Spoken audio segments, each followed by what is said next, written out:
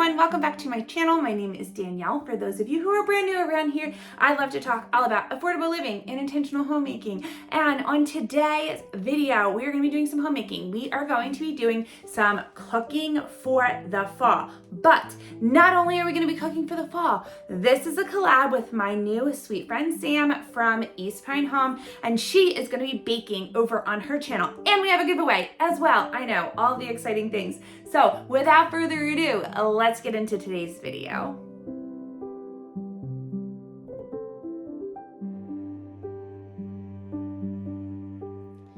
So like I had mentioned at the beginning of this video, today is a collaboration with my new sweet friend, Sam from East Pine Home. Her channel is absolutely stunning. I love it. It is so cozy and warm. She is a homeschool mama. She does fantastic homemaking content, and she also does a lot of homeschool content. Honestly, that's how I found her, is because we are interested in homeschooling the boys at some point in time. So I have gotten so much inspiration and so much great motivation from her videos. I just think that she is absolutely lovely. And we are doing a fun collaboration today where I am going to be cooking a main course for all of you guys, and then she is actually going to be baking a nice fall treat, and I cannot wait till you see what she has on her channel. And on top of all that, we're doing a little giveaway. So all of the information for the giveaway is going to be put in the description below, but it ends on October 22nd, so you have a couple of days to both subscribe and leave comments on both of our videos,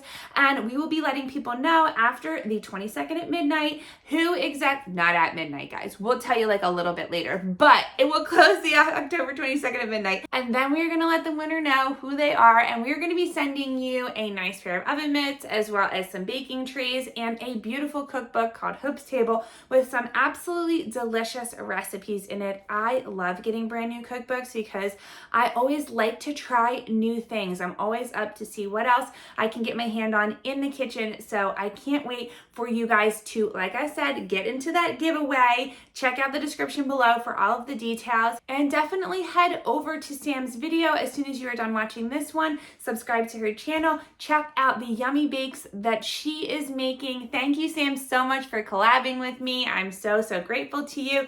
And without further ado, let's get into today's video. So we are starting off our recipes today by making some sourdough buns. Now, I wanted to make these rolls, but I wanted to give you a little tip and trick for how I make quick sourdough. Now, I understand the whole point of making sourdough is for the long fermentation process. However, sometimes reality just hits you and you need to do some really quick rolls for your dinner. So this is only going to take about we'll say 2.5 hours versus needing to let something ferment for 12 hours or for overnight.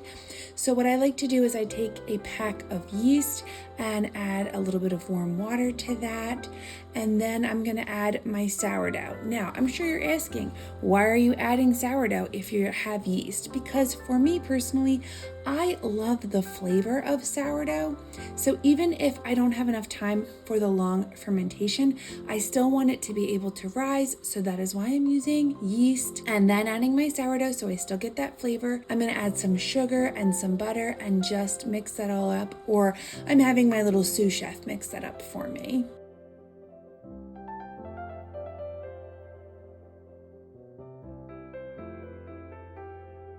Then we're going to add a 1/2 tablespoon of salt and 2 cups of flour. I will leave my sourdough recipe that I like to use for this in the description below. So all you really need to do to make this go from a long fermentation process to a quick roll process is you are going to just simply add that packet of yeast to the warm water before you add the sourdough, and you will be able to just proceed with this recipe as written normally.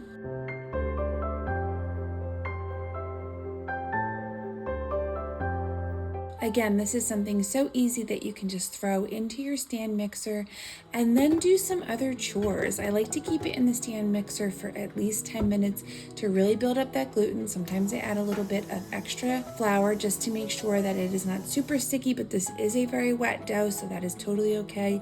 And then I take a wet towel and I just lay it over top of it so that it does not dry out while it is rising.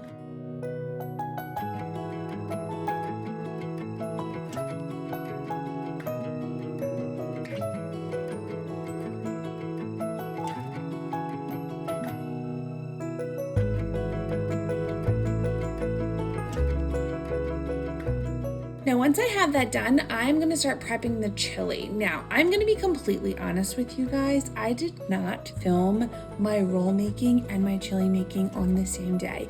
However, when I made my rolls, I did make chili as well. So this particular day, I made chili in the crock pot. You can make it in the crock pot or you can make it on the stove in a Dutch oven. Both come out delicious. I like to make chili in the crock pot when I have a very busy evening. That way it has the whole day to cook and then I don't have to worry about making food later on in the day. So that's exactly what I did today. And I just chopped up some onion and some garlic. I'm gonna be completely honest with you here. I don't have any measurements listed for this chili recipe because I think that's the fun thing about chili is you can kind of add however much you feel like you need. Then I'm gonna grab some of my tomatoes that I had previously canned from our garden earlier in the summer, pour that in, and then grab some fresh peppers out of the garden as well to chop those up and add them to my crock pot.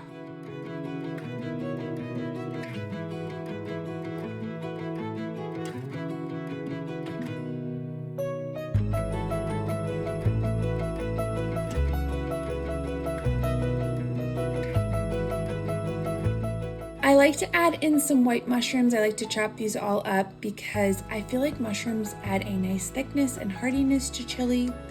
Again, I find chili to be so subjective because you can kind of add a little bit of whatever you like. So a lot of times when I make chili, I see what we have in the kitchen that we haven't used yet, and that is what I tend to use a lot of. But once I have all of my peppers chopped up and my mushrooms chopped up, I just add those to the crock pot as well.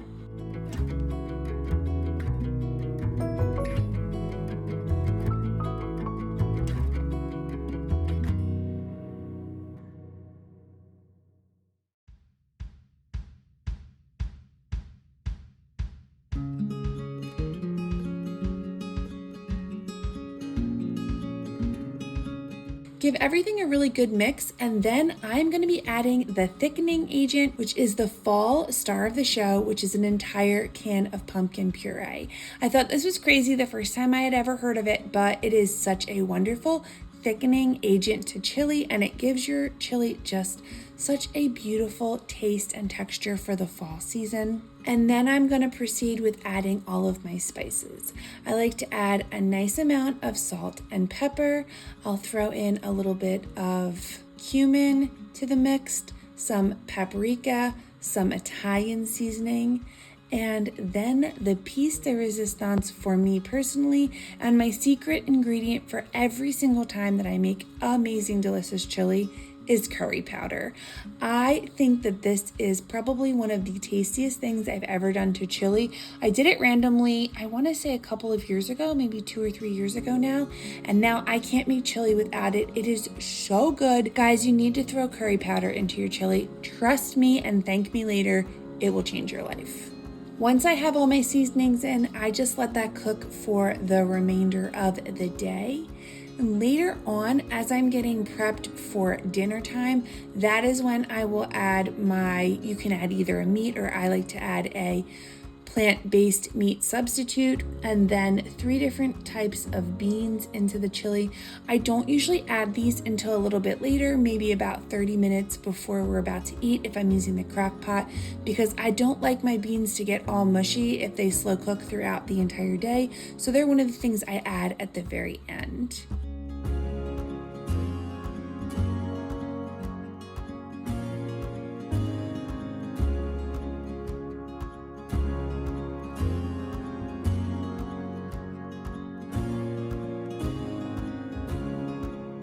Once I have that all set, then I'm gonna move back to my rolls and I'm going to get the rolls out of my bowl. I took this dough and I cut it up into 12 equal-ish pieces, equal enough. I don't try to be super particular, especially when I'm doing something like dinner rolls for my family. I don't find that you really particularly need to measure for that, so I just try to get them as equal as possible when I am cutting them all up with my dough cutter. Then I get a little bit of extra flour on my hands and I just roll them into perfectly beautiful little dough balls.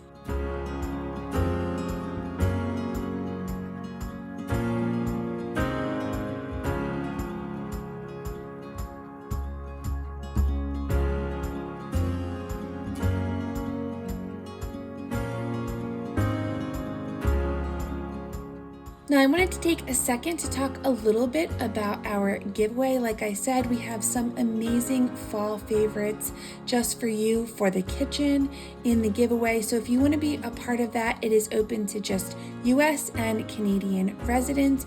You have until October 22nd at midnight to enter. And the way that you enter is by subscribing to both my channel and Sam's channel, East Pine Home, and commenting on both of our channels on our videos. That is exactly how you get entered, and we will be announcing the winner the very following day.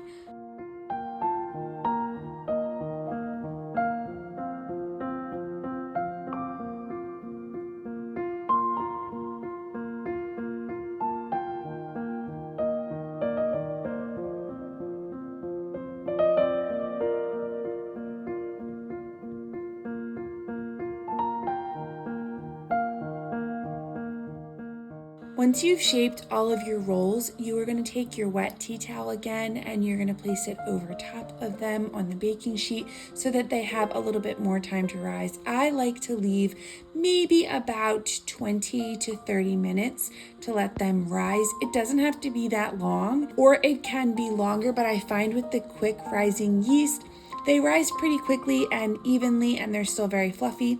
Once I've let them risen just a little bit, I throw them into the oven and let them bake up while I'm getting the chili prepped and ready to serve. One of my favorite ways to top chili off is to grate some cheddar cheese on the top, add a little bit of sour cream to that, and then chop up an avocado and add the avocado bits to the top of the chili as well. That with the rolls, oh my goodness, this was such an incredibly good meal. I can't wait to make it again. I'm already salivating just thinking about how delicious this was.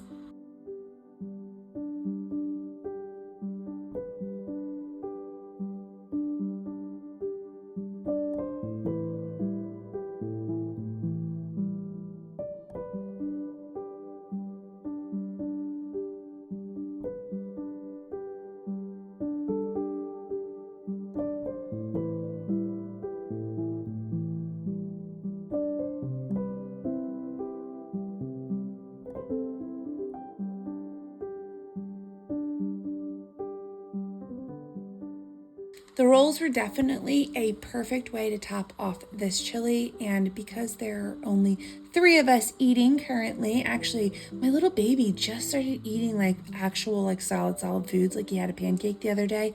I can't even believe how big he's getting, but this was a perfect combination of both roll and chili, so definitely try this recipe. It's delicious.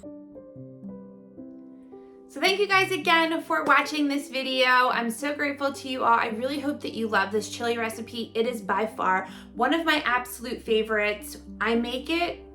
I don't make it so much in the summertime because nobody really wants chili in the summer, but I make it so much in the fall and the winter. It is so delicious. And as I had mentioned, put some curry into your chili. It will change your life. It will be absolutely delicious, perfect, warm. It is the coziest, warmest tasting item in the fall, and I really hope that you enjoyed it. I hope you enjoyed this take on my chili recipe, and definitely head over to Sam's video, subscribe if you want to enter that giveaway, and I cannot wait to see you guys really soon in a brand new video. Have an amazing week, guys. I'll see you real soon. Bye.